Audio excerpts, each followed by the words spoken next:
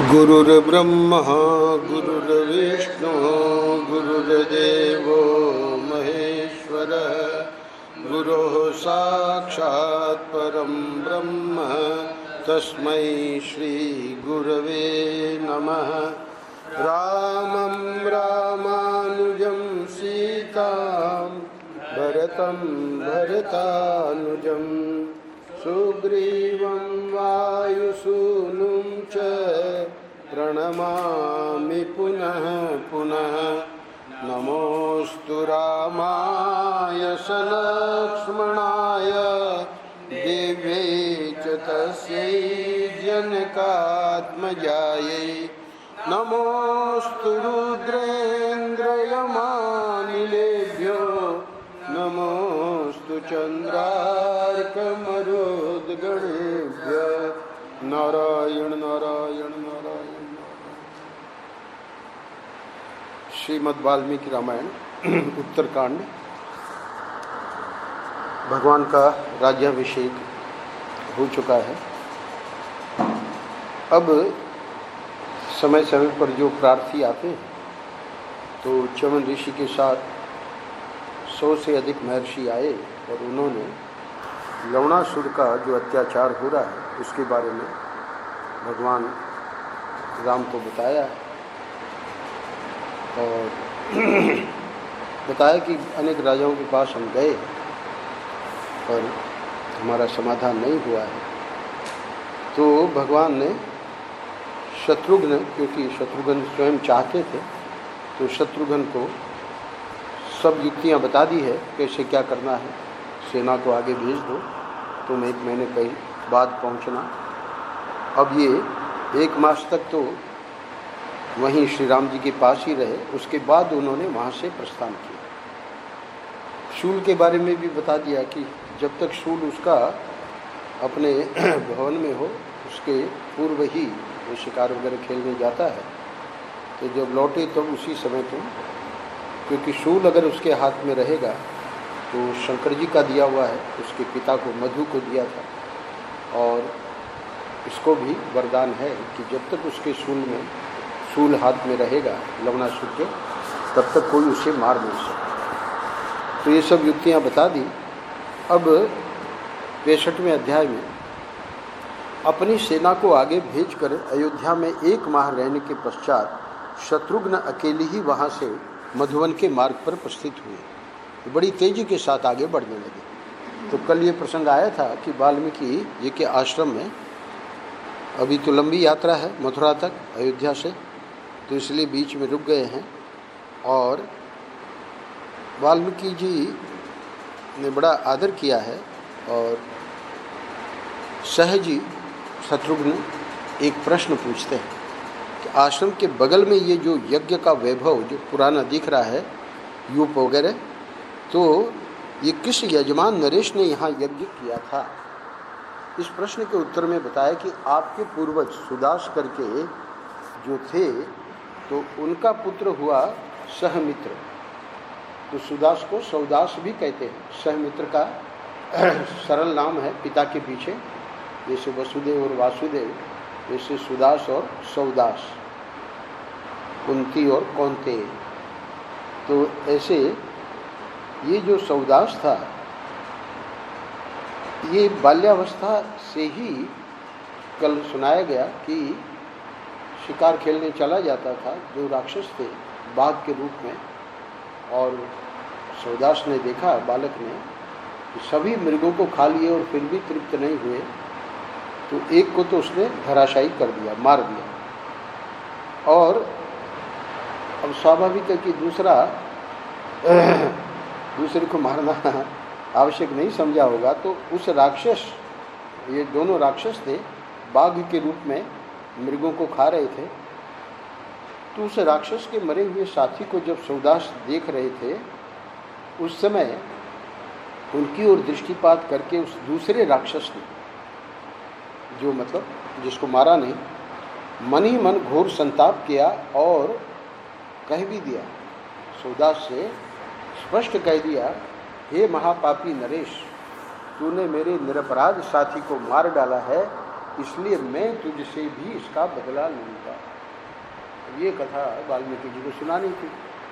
तो क्या किया उसने, ऐसा कहकर वह राक्षस वहीं अंतर्धान हो गया। अब वो जो बालक सौदास था उसके लिए तो अब खैर इसने कह तो दिया मैं बदला लूँगा, पर उसके बाद वो दिखा नहीं। और दीर्घ काल के पश्चात इधर सुदास जब मर गए तो सौदास को अयोध्या का राजा बना दिया गया, और उन्हीं राजा सौदास ने इस आश्रम के समीप अश्वमेध नामक महायज्ञ का अनुष्ठान किया। ये जो तुम उपकरण वगैरह देख रहे हो, जैसे आज भी अतिरुद्र यज्ञ को ये काफ़ी समय हो गया, झंडे का जो है वो आज भी है, उसका वो जो जहाँ आहुति दी गई उसका कुंड भी अभी है। तो कोई आवे तो पूछे कि भाई ये यहाँ लगता है कोई बहुत बड़ा यज्ञ हुआ है, तो ऐसे ही अब जवाब दिया गया कि वो जो सौदास था उसने अश्वमेध नामक महायज्ञ का अनुष्ठान यहाँ किया। और हमेशा इक्ष्वाकु वंश के जो आचार्य थे वो तो वशिष्ठ थे ही, तो महर्षि वशिष्ठ अपने तपोबल से उस यज्ञ की रक्षा करते थे। अश्वमेध नामक यज्ञ जो है ये तो बहुत बड़ा यज्ञ है। उनका वह महान यज्ञ बहुत वर्षों तक यहाँ चलता रहा। वह भारी धन संपत्ति से संपन्न यज्ञ देवताओं के यज्ञ की समानता करता है। देवता लोग जैसे यज्ञ करते हैं वैसे ये भी यज्ञ जो सौदास ने किया तो साधारण नहीं। अब होता क्या है, उस यज्ञ की समाप्ति होने पर पहले के वैर का स्मरण करने वाला वह राक्षस वशिष्ठ जी का रूप धारण करके राजा के पास आया। कितने लंबे समय तक तो प्रतिशोध की भावना थी, तो अब उसको मौका मिला। अब वो सौदास को नहीं पता है कि ये वशिष्ठ जी नहीं है, राक्षस ही वशिष्ठ जी के, ये लोग मायावी होते ही थे। तो राजा के पास आया और इस प्रकार बोला, हे राजन, आज यज्ञ की समाप्ति का दिन है, अतः आज मुझे तुम शीघ्र ही मांस युक्त भोजन दो। इस विषय में कोई अन्यथा विचार नहीं करना चाहिए। ब्राह्मण रूपधारी राक्षस की कही हुई बात सुनकर राजा ने रसोई बनाने में कुशल रसोइयों से कहा, तुम लोग आज शीघ्र ही मांस युक्त हविष्य तैयार करो और उसे ऐसा बनाओ जिससे स्वादिष्ट भोजन हो सके तथा मेरे गुरुदेव उससे संतुष्ट हो सके। महाराज की इस आज्ञा को सुनते ही रसोइये के मन में बड़ी घबराहट पैदा हो गई। वह सोचने लगा, आज गुरुजी अभक्ष्य भक्षण में कैसे प्रवृत्त होंगे। यह देख फिर उस राक्षस ने ही रसोइये का वेश बना लिया। अब चूंकि वो जो रसोइया था उसके तो प्रश्न ही नहीं था कि वो मांस युक्त भोजन बनावे, पर किया क्या कि ये स्वयं जो राक्षस था, जैसे प्रताप भानु की कथा में है, तो ये खुद ही रसोइया बन के वहाँ आ गया। उसने मनुष्य का मांस लाकर राजा को दे दिया और कहा, यह मांस युक्त अन्न एवं भविष्य लाया हूँ, यह बड़ा ही स्वादिष्ट है। हे नरश्रेष्ठ, अब हालांकि कथा तो पूरी हो गई, इसने यज्ञ करवाया था तो बता दिया, सौदास ने करवाया था, पर सौदास के साथ भी क्या बीती उसको सुना रहे। हे नरश्रेष्ठ, अपनी पत्नी रानी मदयंती के साथ सौदास ने राक्षस के लाए हुए उस मांस युक्त भोजन को वशिष्ठ जी के सामने रखा। अब उसको नहीं पता है कि ये राक्षस है, वो तो रसोइया ही, क्योंकि उन्हीं के रसोइये के रूप में वो उसको तो गायब कर दिया जो असली रसोइया था, और ये स्वयं रसोइया बन गया। वो बहुत प्रसन्न हुआ सौदास कि जैसे हमारे गुरुजी चाहते थे वैसा ये रसोइये ने बना के लाया है। तो अब वशिष्ठ जी जब प्रसाद पाने बैठे तो उनको रखा, क्योंकि उसको नहीं पता था कि वो राक्षस जो हमारा बैरी था उसने ये सब किया है।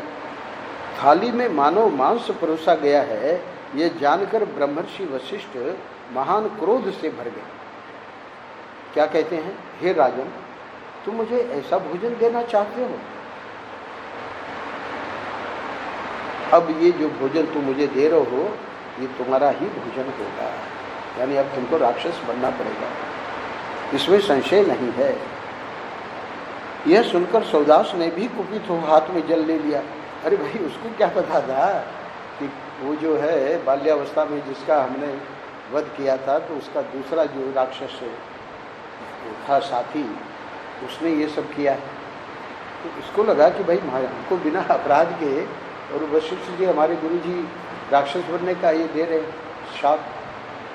राजेंद्र यानी जो राजाओं के इंद्र, ये सौदास, और वो द्विजेंद्र हमारे वशिष्ठ जी, यहाँ भी छापाछापी हुई है, पर यहाँ बचा लिया।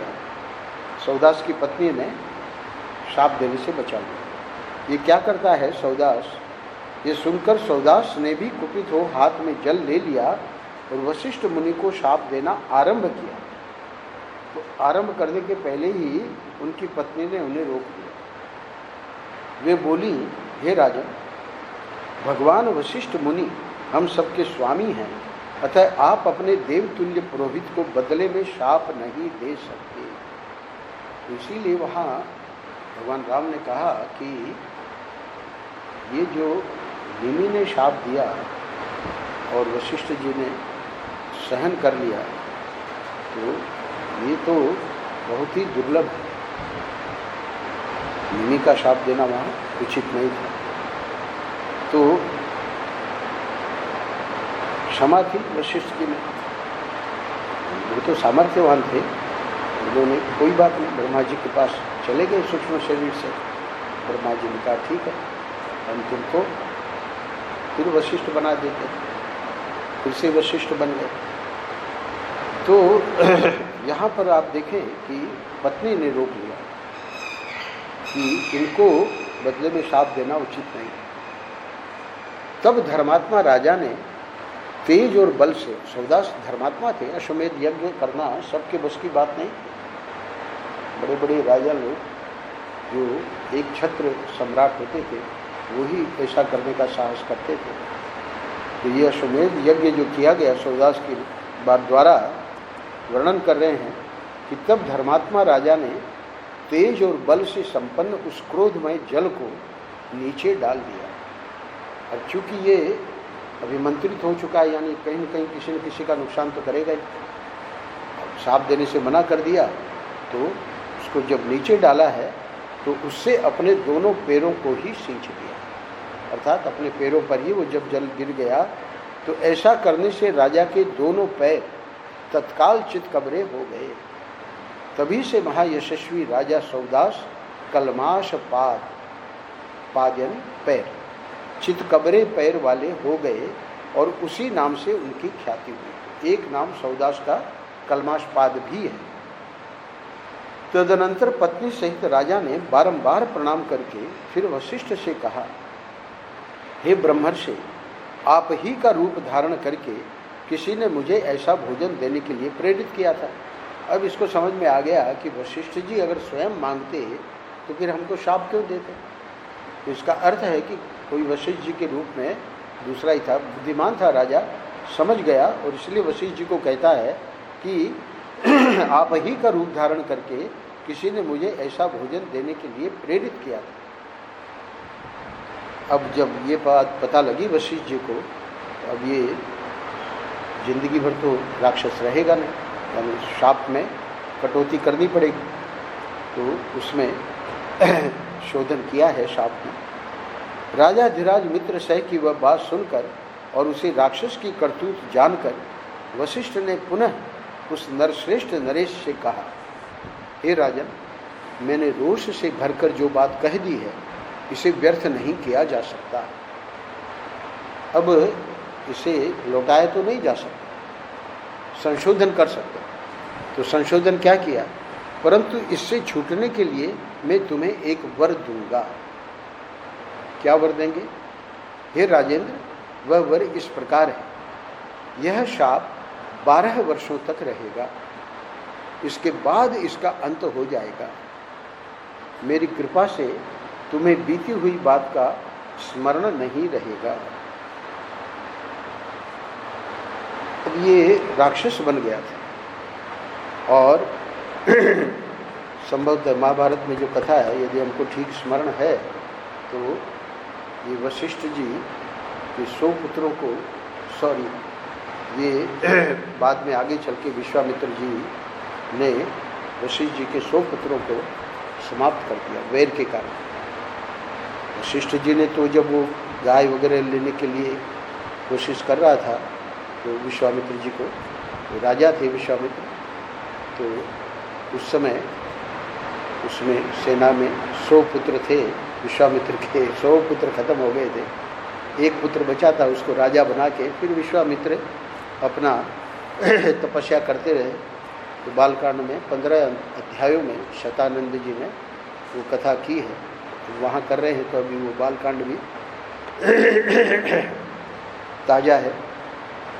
तो इसलिए आगे चल के ये कलमाशपाद ही, चूँकि ये नरभक्षी हो गया था, तो वशिष्ठ जी के सभी बच्चों को, क्योंकि विश्वामित्र ने उसे प्रेरित किया कि तुम इनको ख़त्म कर दो। हुआ ये था कि वहाँ पर बताते हैं कि संभव है कि दूसरा ही हो राक्षस, की स्मृति मुझे नहीं है, और बड़ा संकरी रास्ता था और वशिष्ठ जी के पुत्र आ रहे थे, और इधर से ये राजा गुजर रहा था। तो यहाँ कथा दूसरी है। तो वो जो राजा गुजर रहा था, तो उसने कहा उसको, पराशर को, हाँ वही मैं बता रहा हूँ, तो उसको कहा कि तुम हट जाओ, ये तो ब्राह्मण थे, बोले तुम्ही को हटना पड़ेगा। तो हंटर था इसके पास, राजा के पास, उससे हंटर लगा दिया। तो हंटर जब लगाया, कोड़ा जब लगाया, तब उन्होंने वशिष्ठ जी के पुत्र ने उनको शक्ति ने, पराशर तो शक्ति के पुत्र है, तो शक्ति ने शाप दे दिया कि तुम राक्षस हो जाओगे, नरभक्षी राक्षस हो जाओगे। अब ये शाप उल्टा पड़ा, क्योंकि वो जब नरभक्षी राक्षस हो गया तो विश्वामित्र ने उन्हीं के द्वारा 100 के 100 वशिष्ठ के पुत्रों को समाप्त करवा दिया। शक्ति को तो ये खा ही गया। अब वशिष्ठ जी इतने क्षमाशील, वे चाहते तो कुछ भी कर सकते थे उस राक्षस के साथ, पर कुछ नहीं किया। 100 पुत्र उसने खत्म कर दिए, पर दुखी बने रहे, स्वयं की आत्महत्या करने की कोशिश की। नदी ने उनको नहीं, अपने डुबोया नहीं, पूरी लंबी कथा है। तो अंत में जाके वहाँ जब जाते थे घर में, तो 100 विधवा और उनका जो कष्ट, उनसे देखा नहीं जाता। फिर जंगल में चले गए। अब जंगल में जो जा रहे हैं, तो पीछे से वो जो वेद पाठ बच्चों को स्वाध्याय करवाया था, वही वेद पाठ कोई कर रहा। पीछे मुड़ के देखा तो एक देवी चल रही थी उनके पीछे। तो देवी कौन थी? वो तो जो शक्ति मर गए थे, उनके पुत्र वधू थी। तो ये पराशर की पत्नी थी, मतलब पराशर बाद में हुए, तो शक्ति की पत्नी थी। तो शक्ति की पत्नी के गर्भ था, और वो गर्भ में जो पुत्र था वही वेद पाठ कर रहा था। वशिष्ठ जी को इतनी प्रसन्नता हुई कि हमारी परंपरा बच गई। तो फिर वो जो शक्ति का पुत्र था वही पराशर के रूप में, शक्ति च तत्पुत्र पराशरम च, पराशर के पुत्र हैं व्यास। तो वहाँ पर भी इसी प्रकार का राक्षस नरभक्षी था, और वहाँ संभव तो दूसरा है, वो कलमाशपाद नहीं है। हे राजेंद्र, ये शाप 12 वर्षों तक रहेगा, उसके बाद इसका अंत हो जाएगा। मेरी कृपा से तुम्हें बीती हुई बात का स्मरण नहीं रहेगा। ये बहुत जरूरी है। इस प्रकार उस शत्रुसूदन राजा ने 12 वर्षों तक उस शाप को भोग कर पुनः अपना राज्य पाया और प्रजाजनों का निरंतर पालन किया। यानी पूर्व की स्मृति बिल्कुल गायब।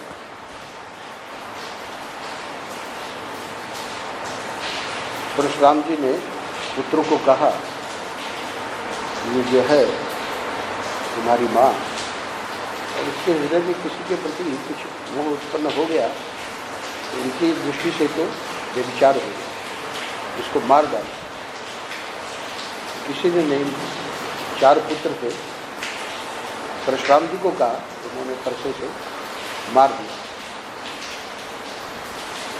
प्रसन्न हो गए पिताजी, बोले वर मांगो। यही वर मांगा कि माँ जिंदा हो जाए और इसे स्मृति न रहे। तो यहाँ पर भी कहते हैं कि तुम्हें ये स्मृति नहीं रहेगी कि मैं नरभक्षी राक्षस 12 साल तक था, तुम फिर से राजा हो जाओगे। तो बता रहे हैं कि शाप भोग कर पुनः अपना राज्य पाया और प्रजाजनों को का निरंतर पालन किया। हे रघुनंदन, उन्हीं राजा कलमाशपाद के यज्ञ का ये सुंदर स्थान मेरे इस आश्रम के समीप दिखाई देता है, जिसके विषय में तुम पूछ रहे थे।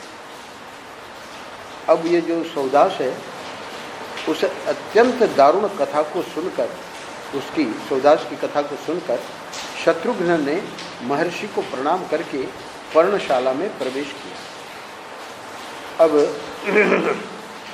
जहाँ वशिष्ठ जी का आश्रम है, पर्णशाला है, वहाँ शत्रुघ्न जाते हैं और उसी रात में सीता जी ने 2 पुत्रों को जन्म दिया। ये 66वां अध्याय। तदनंतर आधी रात के समय कुछ मुनि कुमारों ने वाल्मीकि जी के पास आकर उन्हें सीता जी के प्रसव होने का शुभ एवं प्रिय समाचार सुनाया।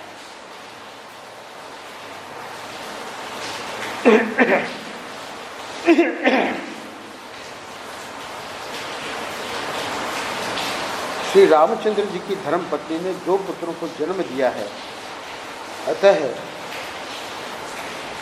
हे महर्षि, आप उनकी बाल ग्रह जनित बाधा निवृत्त करने वाली रक्षा करें। किन्होंने कहा?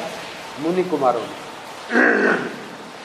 तो जो जानकार होते हैं तो उन्होंने भेजा कि वाल्मीकि जी को बुला लो और वे बाल ग्रह जनित बाधा निवृत्त कर देंगे।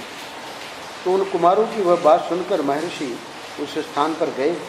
सीता के वे दोनों पुत्र बाल चंद्रमा के समान सुंदर तथा देव कुमारों के समान महान तेजस्वी थे। वाल्मीकि जी ने प्रसन्न चित्त होकर सूतिकागार में प्रवेश किया और उन दोनों कुमारों को देखा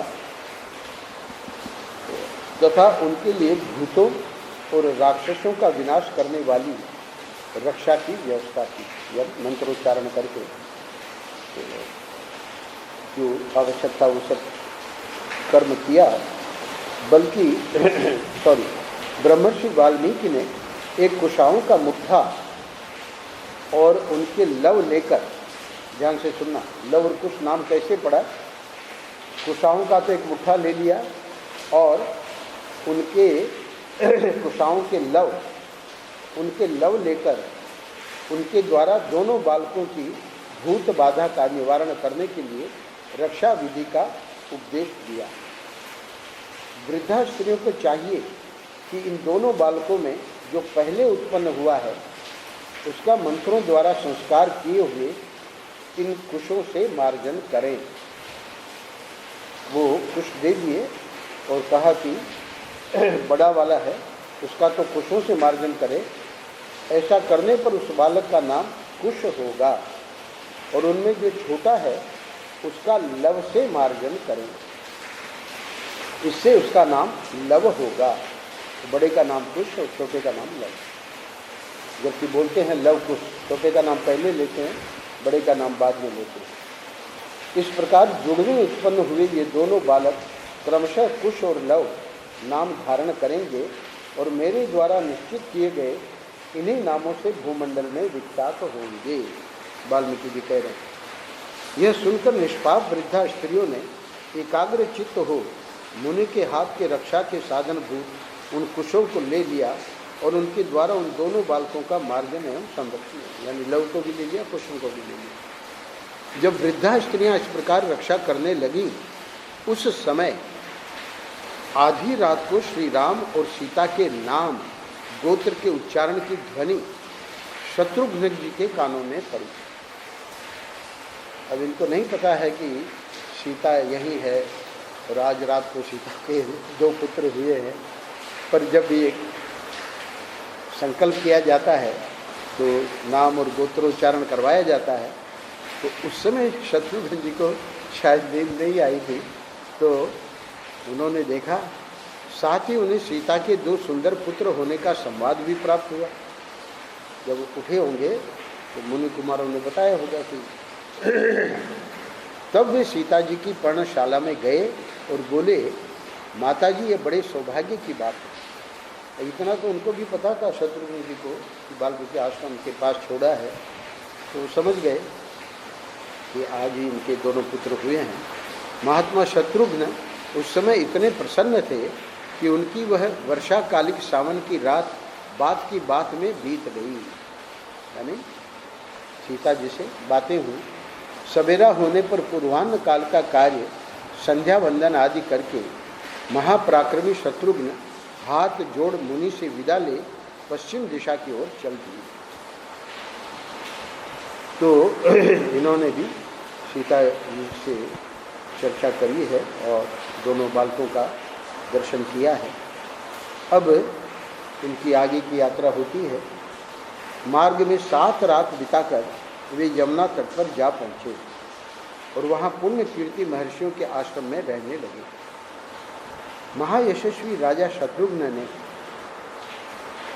वहाँ च्यवन आदि मुनियों के साथ सुंदर कथा वार्ता द्वारा कालक्षेप करते हुए निवास किया। च्यवन ऋषि वगैरह ये तो सेना के आगे आगे चले थे, ये तो पहले ही पहुँच गए, और ये बाद में पहुँचे सिर्फ धनुष लेके, और वहाँ मथुरा में पता लगा लिया और वहीं आश्रम में रुक गए हैं।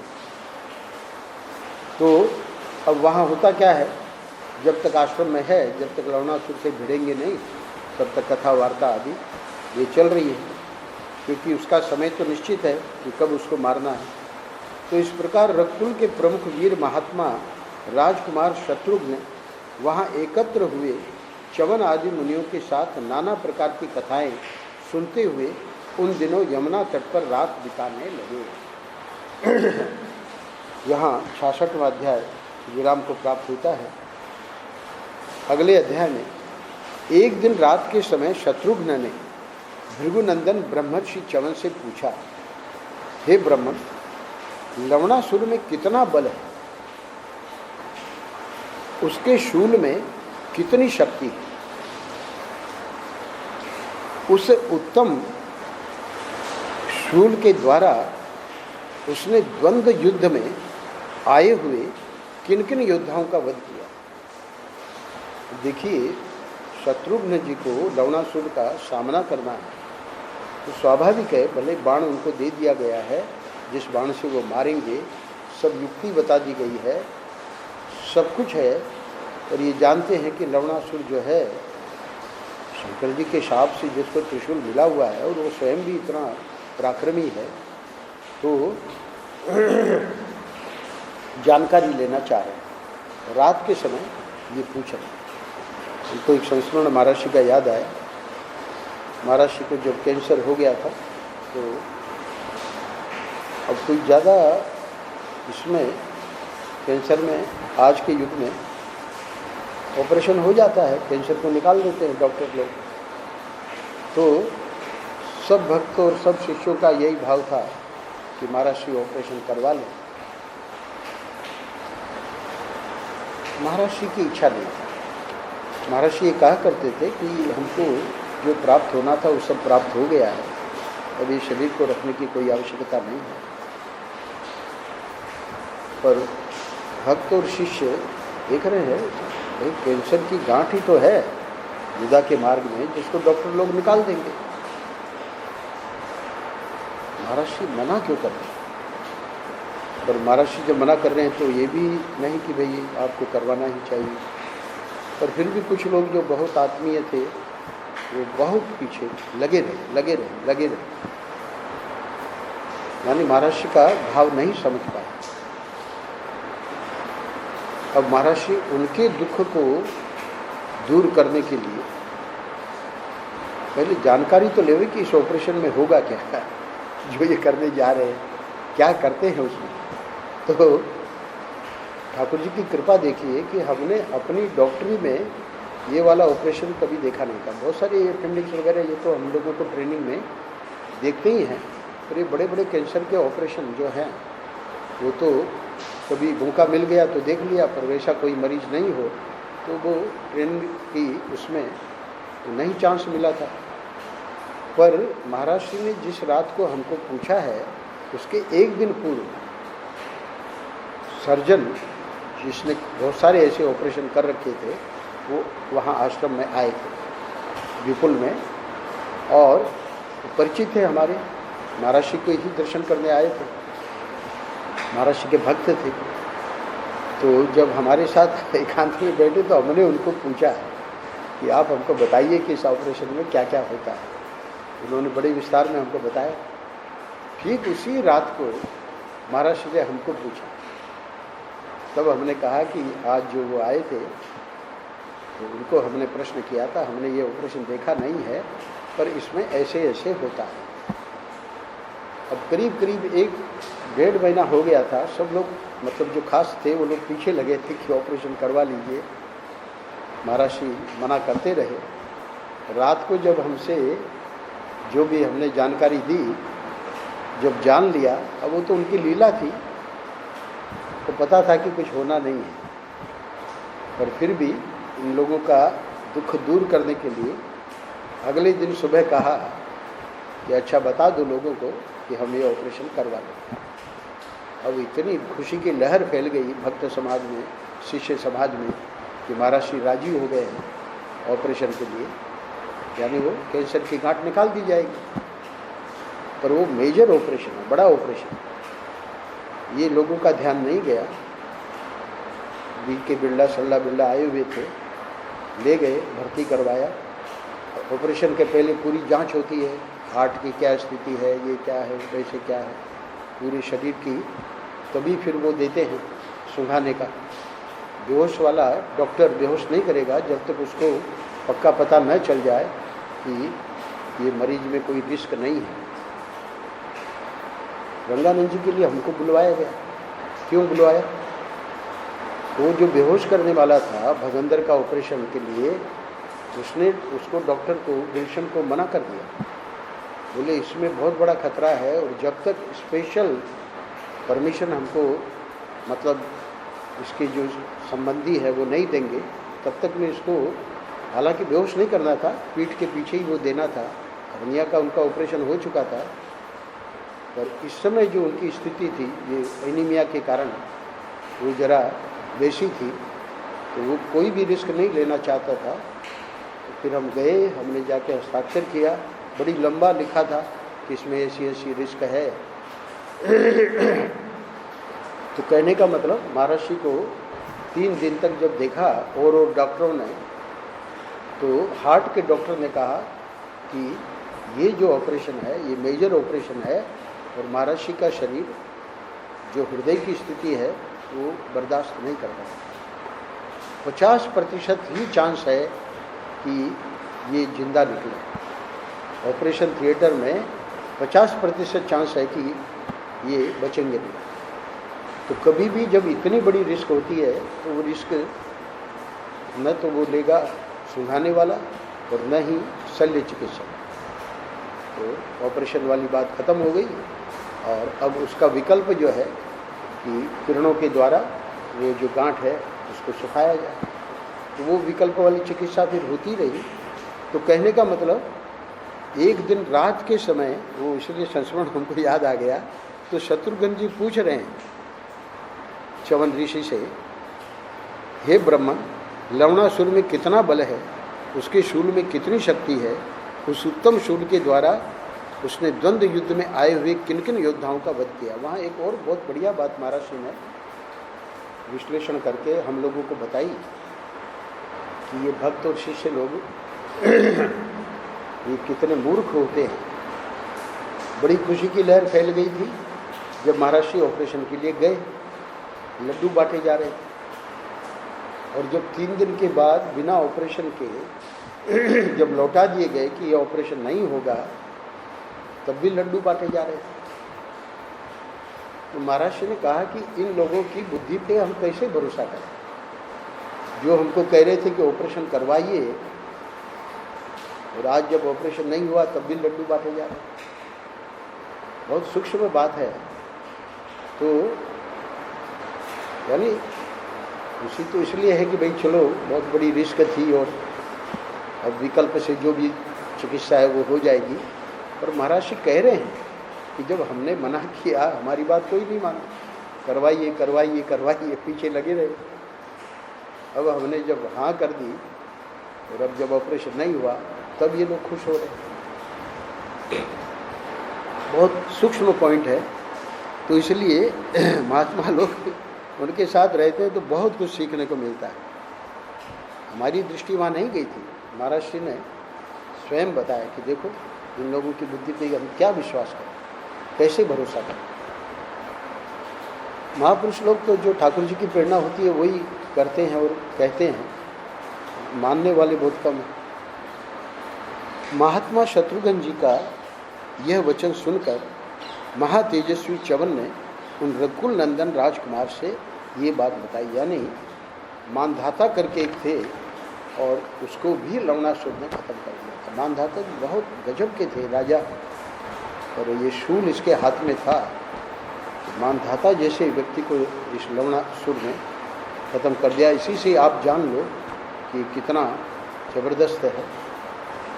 तो शत्रुघ्न जी बड़े सावधान हो जाते हैं और आगे वर्णन आवेगा कैसे क्या युद्ध होता है। युद्ध में ठाकुर जी की तो कृपा ही है। तो लवणासुर मारा गया और ये 2-3 अध्यायों में ये पूरा हो जाएगा। और उसके अभिषेक तो हो ही गया था इनका। तो फिर उन्होंने मथुरा को बसाया। शत्रुघ्न जी ही नहीं, ये होली गेट और फलाने गेट ढिकाने गेट ये सब शत्रुघ्न जी के समय के है ना, ऐसा इतिहास में कहते हैं। तो वो मथुरा जो है उस समय की ये बसी हुई है। हालांकि त्रेता युग और अब में तो काफ़ी लाखों वर्ष हो गए, पर अभी भी कहते हैं कि ये शत्रुघ्न जी के द्वारा बसाई हुई है। तो 12 वर्ष तक वहाँ रहे और फिर 12वें वर्ष में वहाँ से श्री राम के पास जाने का विचार किया है, फिर गए हैं। तो ये सब कथाएं क्रम से आएंगी। नारायण नारायण नारायण नारायण।